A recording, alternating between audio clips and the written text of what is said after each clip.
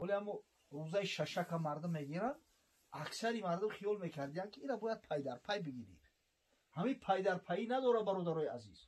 پای در پای فقط روزای فرض رمضان، پای در پای روزای کفارت برای شخصایی که به عذر یگان روزی رمضان میخرن، انمو کفارت پای در پای ایدن با پای در پای. پای در پای کفارت قسم ای. شخصی که پول نداره مثلا 10 مسکین طعام دادن نمیتونه، سر پا کردن نمیتونه، همون مقصد که فمن لم یجد فصیام ثلاثه ایام، 3 روز میگیره. همیشه صحابه بگن که 3 روز پای در پای میگیره. حتی در مصحف ابن مسعود